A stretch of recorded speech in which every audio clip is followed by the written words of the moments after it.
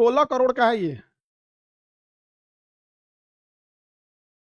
मशीनवा कितना का है? 16 करोड़ का।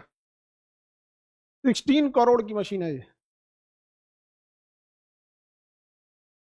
सोचिए, एक मरीज से लगभग लेता है ये 3 लाख, 3 से 4 लाख रुपए लेता है एक मरीज से।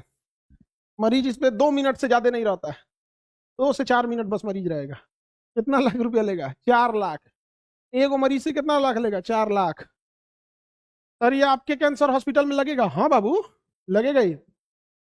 कैंसर हॉस्पिटल बनने में भी लंबी प्रोसेस होती है, आप समझते हैं। यहाँ किसी को घर बनाना होता है तो कितना लगेगा।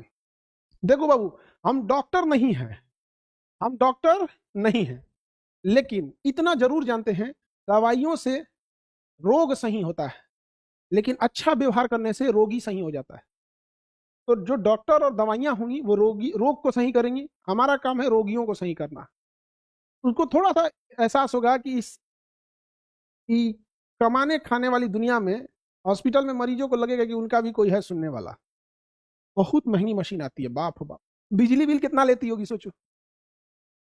किसी को कैंसर नहीं हुआ है ना, अगर किसी को कैंसर नहीं हुआ है, ये मशीनवा पे लेटा दो और 2 मिनट इसको चला दो, इससे जुड़ा होकर ना ही हुआ रहेगा तो ना कैंसर दे देगा वो।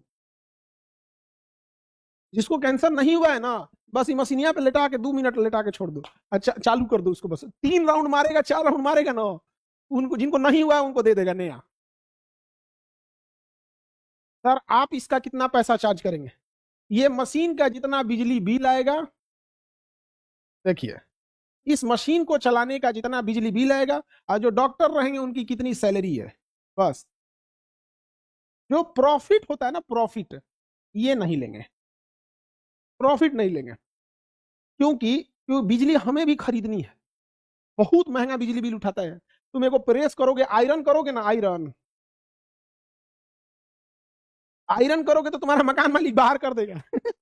तुम अगर हॉस्टल में रहते हो बाबू, और तुम आयरन करोगे ना, कपड़ा प्रेस करोगे, तुम्हारा मकान मालिक बाहर कर देगा। तुम बस इस मशीनवा का आकार देखो कितना बड़ा है, इस मशीन का आकार देखो कितना बड़ा है, भयानक बिजली बिल लेता है। इस मशीन के अंदर जो होती है, इस मशीन के अंदर जब पावर सप्लाई दिया जाता है, बहुत बड़ा पावर सप्लाई जनरेट होता है इसके अंदर, और इसके अंदर फिर ना रेडिएशन बनती है, वो यूवी रेज पैदा होती हैं और एक्सरे पैदा होती हैं, वो बहुत तेजी की स्पीड से गमन करती हैं वहां पर, और फिर यहां से जब टकराती हैं तो यहां से एक्सरे बीम में वापस निकलती हैं। यहाँ पर बहुत बहुत झमेला है, किसी को नहीं है वहां पर, समझ में गया? तो जितना होगा बबुआ, देखो रीजन क्या है, इतनी बड़ी मशीन है, तो वो मशीन के लिए भी डॉक्टर भी, तो जो इसके डॉक्टर होते हैं, दो चीजों पे डिपेंड करेगा। जैसे मान के चलिए हम समाज सेवा कहें और डॉक्टर लोग कहें कि हमारा समाज सेवा नहीं करना, हमारा सैलरी एकदम हुमच के चाहिए, हमको सैलरी हुमच के चाहिए, तो भैया इसके लिए भी उपाय है। अगर डॉक्टर लोग ऐसा कहेंगे तो शुरुआत में थोड़ा बहुत झमेला होगा,